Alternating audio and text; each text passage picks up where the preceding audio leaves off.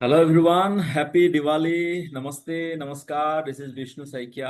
और आज हम सभी लोग एक पॉइंट के ऊपर बात करेंगे, और वो पॉइंट है लीडरशिप। और लीडरशिप सीखने के लिए जो सबसे बेस्ट कैरेक्टर मेरे को लगता है वो कैरेक्टर होता है भगवान राम का कैरेक्टर। और भगवान राम का कैरेक्टर से तो सीखने को बहुत कुछ है, लेकिन उनमें से एक पॉइंट आज हम लोग बात करेंगे।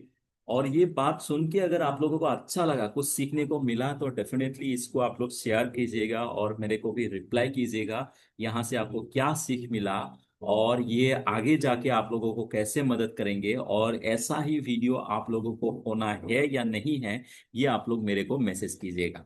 सो हम सभी लोग जानते हैं राम जी के बारे में, भगवान राम जी के बारे में। और भगवान राम जी का पूरा स्टोरी सभी लोग जानते हैं, एक हिस्ट्री में हुआ है। बहुत सारा लोग ये भी नहीं मानेगा कि ये हिस्ट्री में हुआ था या नहीं हुआ था, कहाँ प्रूफ है, ऐसा बहुत कुछ लोग बोलेगा। लेकिन अगर हम लोग चाहेंगे तो खगोल शास्त्र जिसको हम बोलते हैं, खगोल शास्त्र यानी कि एस्ट्रोनॉमी, एस्ट्रोनॉमी में ऐसा बहुत सारा प्रूफ है जिसके थ्रू कब ये राम रावण का युद्ध हुआ था, वो टाइम में राम जी का एज कितना था, और सब कुछ वहां पे हम लोग जान सकते हैं। इसके लिए आप लोगों को उसका स्टडी करना पड़ेगा, और मैं भी उसके बारे में जानने के लिए कोशिश डेफिनेटली करूंगा। लेकिन ऐसा हुआ था, कब हुआ था, कैसे हुआ था, सब कुछ वहां पे डिटेल्स प्रूफ आज के डेट में सभी को मिल रहा है।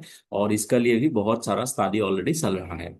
अभी देखिए, राम और रावण जी का जो युद्ध हुआ था वो कोई नॉर्मल युद्ध नहीं था। एक आदमी, नॉर्मल आदमी था, भगवान राम, जिसका कोई हम लोगों ने चमत्कार बचपन में नहीं सुना था। एक सिंपल सा एक नॉर्मल ह्यूमन बीइंग था।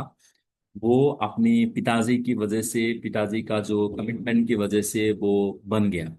और इसके लिए बोला जाता है राम बन गया तो बन गया। अगर वो वनवास में नहीं जाता होता तो उनका जो कैरेक्टरिस्टिक्स है, लीडरशिप से, वो हम लोगों को शायद समझ में नहीं आता। ठीक है। अभी देखिए, रावण के साथ जब राम जी का युद्ध हुआ था, वो टाइम में रावण जी का जो सेना था वो बहुत ही स्किल्ड सेना था, ट्रेन था, और बहुत ही ये लोग पावरफुल लोग था। वहां राक्षस लोग था, रावण का खुद का बेटा था, उसका भाई था कुंभकर्ण, ऐसा बहुत सारा स्किल लोग था, जो लोगों को कोई भी नॉर्मल आदमी कभी भी नहीं हरा सकते। इवन देवता भी उनको नहीं हरा सकते थे। इतना पावरफुल ये सेना था रावण का, कहाँ, लंका में। और वो सेना को हरा पाने के लिए राम जी को जो सेना होना है वो भी एक्चुअल में स्किल सेना होना है। और वो टाइम में राम जी के साथ ऐसा लोग भी था जिनको लेके वो युद्ध जीत सकता था। कौन? जैसे कि बाली हो गया। बाली जैसा बहुत राजा वो टाइम में था, लेकिन राम जी ने, भगवान राम ने ये लोगों को नहीं बुलाया। इवन बाली को तो राम जी ने हत्या किया। क्यों? क्योंकि वो अधर्मी था। अपनी ही बहू के साथ वो कुछ गलत व्यवहार किया, उनके साथ जबरदस्ती किया, जिसकी वजह से राम जी ने वो हुग्रीव का भाई बाली को वध किया। और हुग्रीव को राम जी ने अपना साथ में लिया। क्यों? क्योंकि हुग्रीव धर्म के पथ में। उसके साथ साथ हम देखेंगे तो हनुमान जी था, जाम्बन जी था, अंगद था। ये जो बानर सेना, हम सभी लोग जानते हैं, ये जो बानर सेना है, ये बानर सेना कंप्लीटली नॉर्मल एक बानर सेना था। लेकिन सभी में कुछ ना कुछ खूबियां होता है, सभी में कुछ ना कुछ क्वालिटीज होते हैं। जैसे कि अंगद के पास भी क्वालिटीज था, उनका एक पैर ही नहीं हिला पाया रावण का लोग। ओके। और जाम्बन जी के पास भी स्किल था।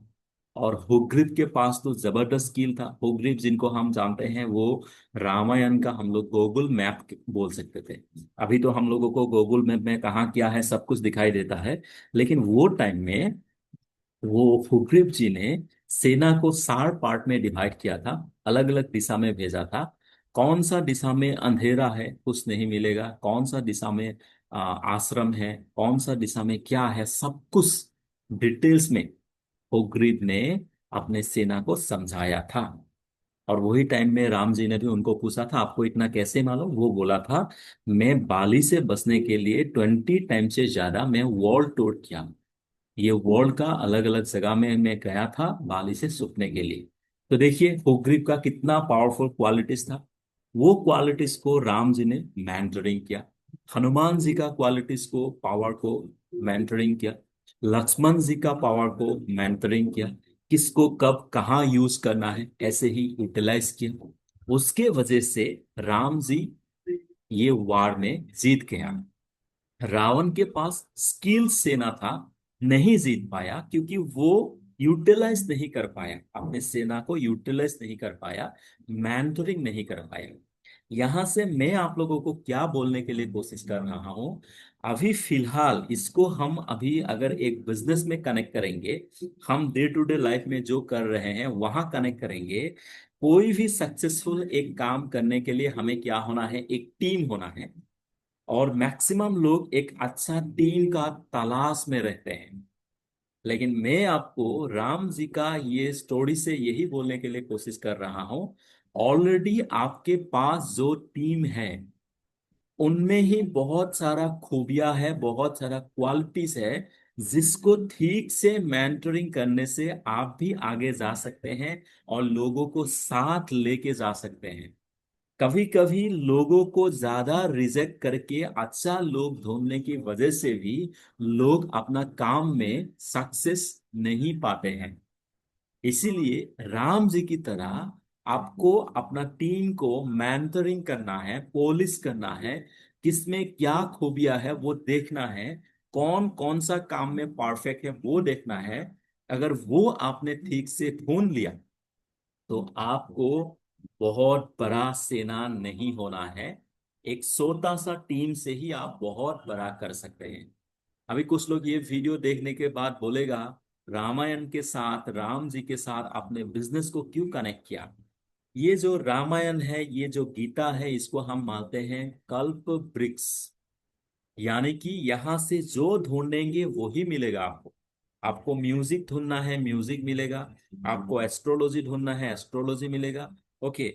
आपको अगर यहाँ से पॉलिटिक्स ढूंढना है तो पॉलिटिक्स मिलेगा। आपको यहाँ पे स्पिरिचुअलिटी ढूंढना है, स्पिरिचुअलिटी मिलेगा। एक अर्थशास्त्र आपको ढूंढना है तो वो मिलेगा। सब कुछ यहाँ पे मिलेगा। मैं ढूंढने के लिए कोशिश कर रहा हूँ, सीखने के लिए कोशिश कर रहा हूँ बिजनेस का क्या सीख सकते हैं हम लोग।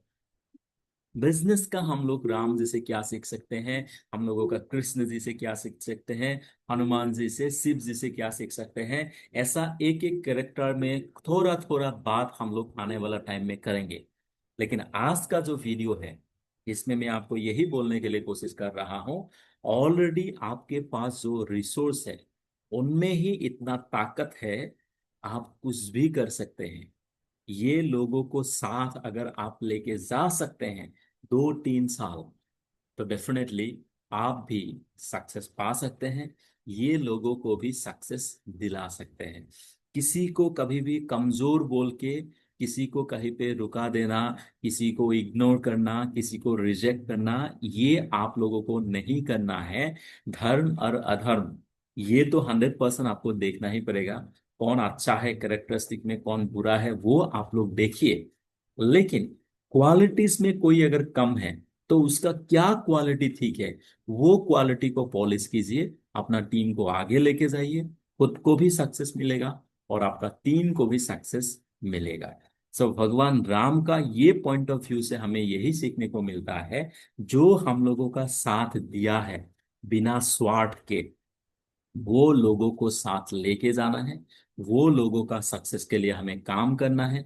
वो लोगों का सक्सेस के लिए हम लोगों को एफर्ट डालना है। तब जाके सभी को एक सक्सेस मिलेगा। और आपको भी निस्वार्थ भाव से ये लोगों का सपोर्ट के लिए काम करना है। ठीक है। सो आप सभी लोगों ने ये वीडियो ठीक से देखा, इसके लिए बहुत बहुत धन्यवाद। आने वाला टाइम में मैं कोशिश करूंगा अलग अलग कैरेक्टरिस्टिक्स में, रामायण से, महाभारत से, पुराण से हम कुछ ने कुछ सीखने के लिए कोशिश करेंगे, जिसके थ्रू हमें आगे जाने के लिए आसान हो। इसी के साथ happy Diwali and wish you all the very very best for your entire life. जय श्री राम।